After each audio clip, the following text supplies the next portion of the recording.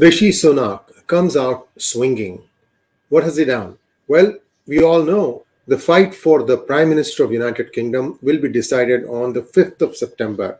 Between now and then, the two finalists, Liz Truss and Rishi Sunak, are going to make their pitches as to what they will do if they get elected.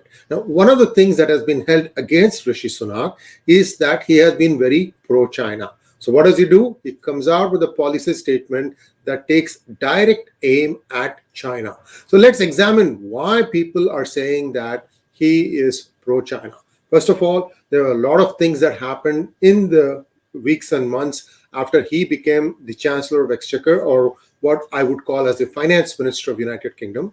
He had to implement all these policies similar to United States PPP, Payment Protection Plan, in the United Kingdom to save people when they were going through the COVID crisis. All that is good. Now, why has he been perceived as being pro-China? I don't know the exact reasons because I don't keep close tabs on the United Kingdom politics, but I can tell you one thing.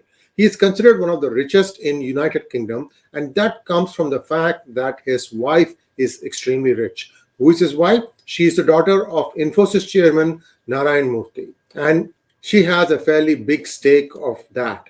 So that alone would not say that he is pro-China. Maybe, and this is a maybe because I don't have any independent verification, maybe it's because the Chinese government gave Infosys two major software contracts in the last few years. Now, would that alone make it look like Rishi Sunak is pro-China? I don't think so, but people will use every tool they have to try and tarnish Rishi Sunak.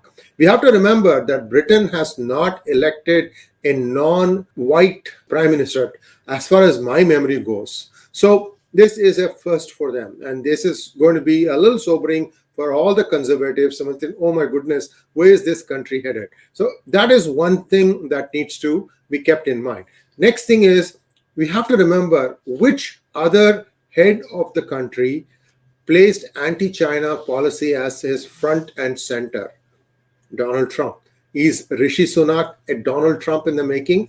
We don't know. We have to just wait and see how it plays out. But I just wanted to share his policy statement, some of the salient points he made with you guys. So here it goes.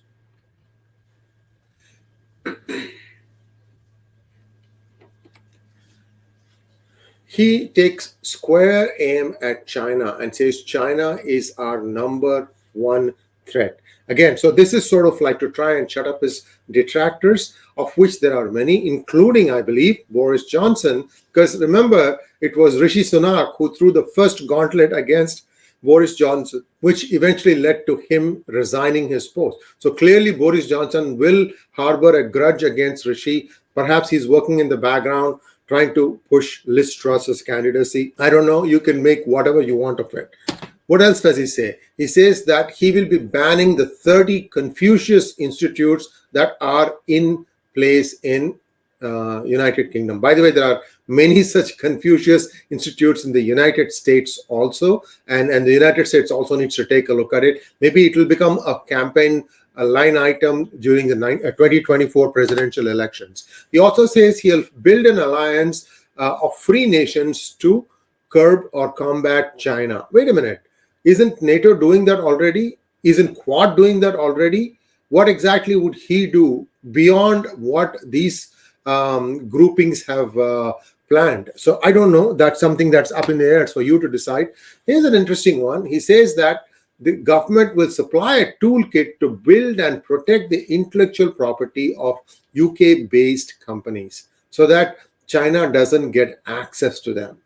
This is a very interesting statement, in my opinion, because remember, we've been telling you how China steals intellectual property left, right, and center, robs you blind, doesn't pay any royalties. I mean, I can go on and on. Being an inventor, it hurts me when I see somebody just basically running away without paying the royalty fees. He also says that he will be protecting key British assets, that is, those companies that cannot be, I mean, you can deem a company as being too valuable for the country's interest, so you can prevent that from happening. I'll give you an example.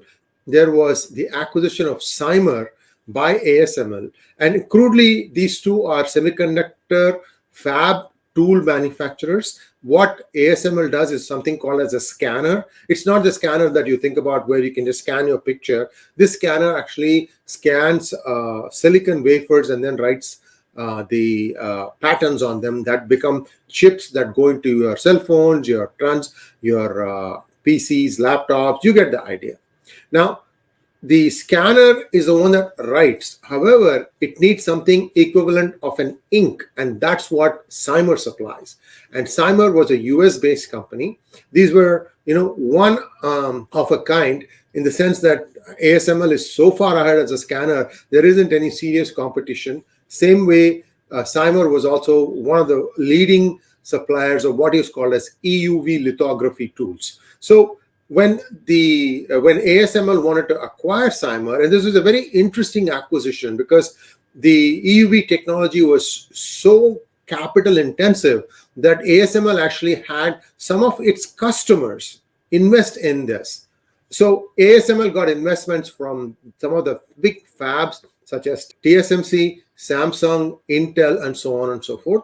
And with that money, I think they acquired 𝗣𝗂𝘂𝘀𝘀𝘀. So when the United States government had to sign off on this deal, they said that ASML can acquire 𝗣𝗂𝘂𝘀𝘀𝘀 provided a lot of things were there, that the technology doesn't leave this country, that ASML will not be taking out all the stuff from 𝗣𝗂𝘂𝘀𝘀𝘀, like hoovering it or vacuuming it off from here, taking it to Eindhoven in Netherlands. So that was signed. And the 𝗣𝗂𝘂𝘀𝘀𝘀 division, which is now completely integrated into ASML, still exists in San Diego. In fact, ASML has many offices, including in the Silicon Valley. The point I'm trying to make is a country can deem a particular company of being key to national interest and therefore put some safeguards around it. Now we are hearing that many fabs are going to be coming up in the United States itself, and suddenly this talk and this concept is going to be very valuable. Expect other companies also to start having similar technologies. In US is always like that.